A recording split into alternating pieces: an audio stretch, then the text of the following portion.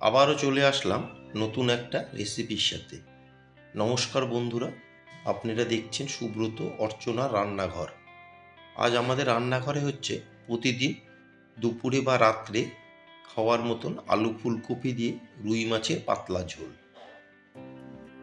একদম অল্প তেল মশলা দিয়ে আজ আমি আপনাদের সাথে শেয়ার করতে যাচ্ছি আলু ফুলকপি দিয়ে রুই মাছের পাতলা ঝোল। আসুন দেখে নেওয়া যাক আমার আজকের রেসিপি। আলু ফুলকপি দিয়ে রুই মাছের পাতলা ঝোল বানিয়ে নেওয়ার জন্য এখানে আমি নিয়েছি 7 পিস রুই মাছ। মাছগুলোকে খুব ভালো মতন ধুয়ে পরিষ্কার করে নিয়েছি। পরিষ্কার করে ধুয়ে নেওয়া মাছের মধ্যে দিয়ে দিচ্ছি 1 টেবিল চামচ নুন আর হাফ টেবিল চামচ দিয়ে দেবো গুঁড়ো হলুদ। দিয়ে মাছের প্রত্যেকটা পিসের গায়ে খুব ভালো মতন নুন হলুদ মাখিয়ে নেব। খুব ভালো মতন নুন হলুদটা মাখিয়ে নেব যাতে মাছের প্রত্যেকটা পিসের গায়ে ভালো মতন লাগে। প্রত্যেকটা পিসের গায়ে খুব ভালো মতো নুন হলুদ মাখিয়ে নিলাম। এখন মাছগুলোকে 10 থেকে 15 মিনিটের জন্য একটু রেস্টে রেখে দেব। যেহেতু আলু ফুলকপি দিয়ে আমি মাছের ঝোলটা করে নেব, সেই জন্য এখানে দুটো নিয়েছি মিডিয়াম সাইজের আলু। আলুগুলোকে এরকম পাতলা লম্বা করে কেটে নিয়েছি। আর কিছুটা নিয়েছি ফুলকপি। ফুলকপিটাকেও ডুমো করে কেটে নিয়েছি। গরম জলে 3 থেকে 4 মিনিট আমি ফুলকপিগুলোকে ভাপিয়ে নেব। সেই জন্য একটা পাত্রে জল গরম করে এর মধ্যে আমি দিয়ে দিচ্ছি কেটে রাখা ফুলকপি। ফুলকপিগুলোকে যদি একটু ভাপিয়ে নেওয়া যায় তাহলে কিন্তু অনেক সময় ফুলকপি খেলে গ্যাস হয়, সেই গ্যাস হওয়ার আর চান্স থাকে না। বা ফুলকপির ভিতরে অনেক সময় পোকামাকড়ও ঢুকে থাকে, সেগুলোও বেরিয়ে আসবে। গ্যাসের ফ্লেম হাইতে রেখে 2.5 থেকে 3 মিনিট আমি গরম জলে ফুলকপিগুলোকে ভাপিয়ে নিলাম। এখন গ্যাসের ফ্লেম অফ করে ফুলকপিগুলোকে আমি নামিয়ে নেব। গ্যাসের ফ্লেম অন করে একটা ফ্রাই প্যান গরম করে এতে দিয়ে দিচ্ছি পরিমাণ মতন সর্ষের তেল। দিয়ে তেলকে বেশ ভালো মতন গরম করে নেব। তেলকে বেশ ধোঁয়া ওঠা গরম করে এখন এর মধ্যে দিয়ে দিচ্ছি নুন হলুদ মাখিয়ে রাখা মাছের পিসগুলো। সব মাছগুলো আমার একবারে হবে না, আমি দুটো ফেজে মাছগুলোকে ভেজে নেব।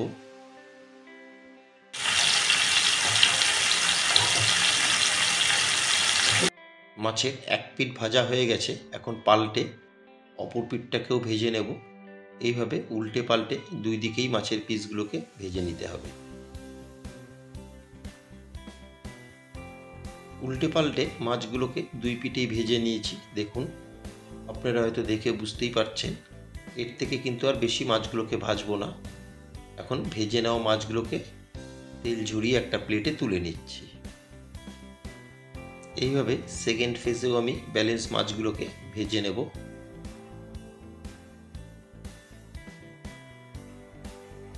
ব্যালেন্স মাছের পিসগুলোকে আমি সেকেন্ড ফেজে উল্টে পাল্টে ভেজে নিয়েছি। দেখুন, ভেজে নেওয়া মাছগুলোকে এখন আমি একটা প্লেটে তুলে নিচ্ছি। ভেজে নেওয়া মাছ তুলে নিয়ে ওই তেলে আমি দিয়ে দিচ্ছি কেটে রাখা আলু। দিয়ে আলুগুলোকে নেড়ে চেড়ে একটু লালচে করে ভেজে নেব। আলু সেদ্ধ হতে একটু সময় লাগে বলে আলুটা আমি আগে দিয়ে দিলাম। আলুটা একটু ভাজা ভাজা হয়ে গেলেই এর মধ্যে আমি দিয়ে দেবো ভাপিয়ে রাখা ফুলকপি। মিনিট দুয়েক নেড়ে চেড়ে আলুগুলোকে আমি একটু লালচে করে ভেজে নিয়েছি। দেখুন, এখন এর মধ্যে দিয়ে দিচ্ছি ভাপিয়ে রাখা ফুলকপি। দিয়ে আলু আর ফুলকপিগুলোকে একটু আমি সোনালি রং করে ভেজে নেব।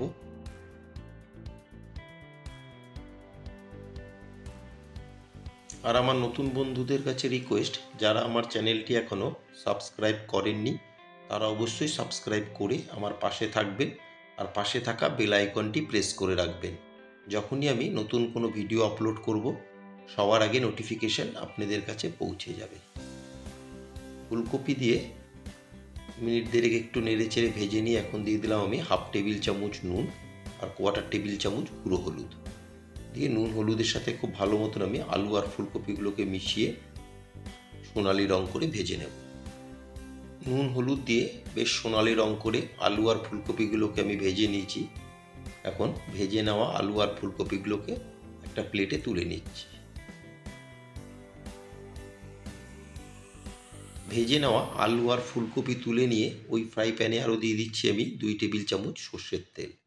দিয়ে তেলকে বেশ ভালো মতন গরম করে নেব।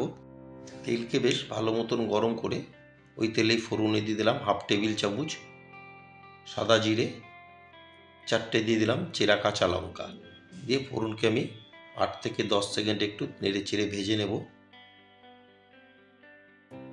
10 থেকে 12 সেকেন্ড ফোড়নকে একটু নেড়ে চেড়ে ভেজে নিলাম। এখন দিয়ে দিচ্ছি একটা বড় সাইজের টমেটো। দিয়ে টমেটোকেও ভালো মতন মিশিয়ে নেব। কিছু গুঁড়ো মশলা আমি এখন দিয়ে দিচ্ছি। 1/2 টেবিল চামচ দিয়ে দিলাম জিরের গুঁড়ো, 1/2 টেবিল চামচ দিয়ে দেবো ধনের গুঁড়ো, আর সামান্য একটু দিয়ে দেবো আমি রেগুলার লঙ্কার গুঁড়ো। এখানে আমি 1/2 টেবিল চামচেরও একটু কম দিয়ে দিলাম। ঝালটা অবশ্যই আপনারা আপনাদের স্বাদ মতন বাড়িয়ে বা কমিয়ে নেবেন। আর 1/2 টেবিল চামচ দিয়ে দিলাম গুঁড়ো হলুদ, দিয়ে আর 1 টেবিল চামচ দিয়ে দিচ্ছি নুন। নুনটা অবশ্যই আপনারা আপনাদের স্বাদ মতন বাড়িয়ে বা কমিয়ে নেবেন। এবার সমস্ত মশলাকে একবার ভালো মতো মিশিয়ে নেব। মশলাগুলো যাতে নিচ থেকে জ্বলে না যায় সেই জন্য সামান্য একটু দিয়ে দিলাম উষ্ণ গরম জল। দিয়ে জলের সাথে সমস্ত মশলাকে ভালো মতন মিশিয়ে নিয়ে আমি কিছুক্ষণ এখন মশলাগুলোকে কষিয়ে নেব। মিনিট 2 মশলাকে কষিয়ে নিয়ে এখন দিয়ে দিচ্ছি এতে মধ্যে আমি ভেজে রাখা আলু আর ফুলকপি। দিয়ে আলু আর ফুলকপির সাথে খুব ভালো মতন সমস্ত মশলাকে মিশিয়ে নেব। নিয়ে গ্যাসের ফ্লেম মিডিয়ামে রেখে একটু সময় নিয়ে আমি আলু আর ফুলকপির সাথে মশলাগুলোকে কষিয়ে নেব।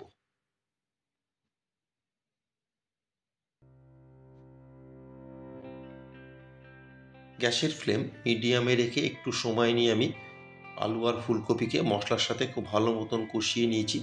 এখন এর মধ্যে দিয়ে দিচ্ছি পরিমাণ মতন উষ্ণ গরম জল। এই রেসিপিতে জলের পরিমাণটা কিন্তু একটু বেশিই লাগবে, যেহেতু মাছের পাতলা ঝোল হবে।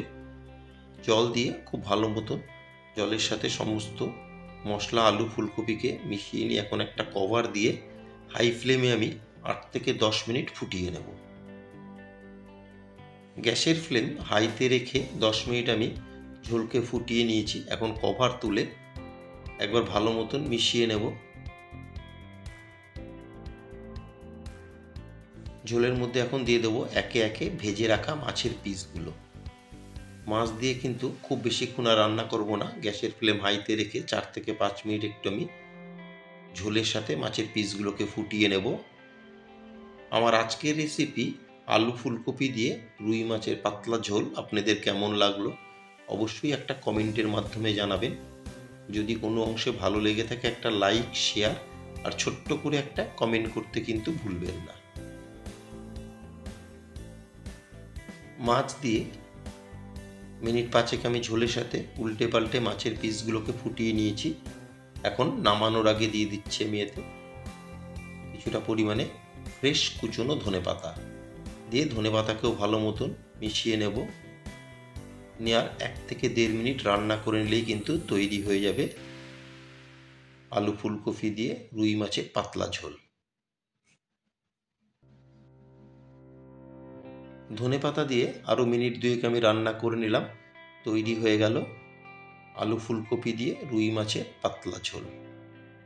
গ্যাসের ফ্লেম অফ করে এখন গরম গরম পরিবেশন করব। গরম ভাত আর তার সাথে যদি এরকম একটা রুই মাছের পাতলা ঝোল থাকে আর কি লাগে। সবাই সুস্থ থাকবেন, ভালো থাকবেন। আবার দেখা হবে পরবর্তী একটা রেসিপির সাথে।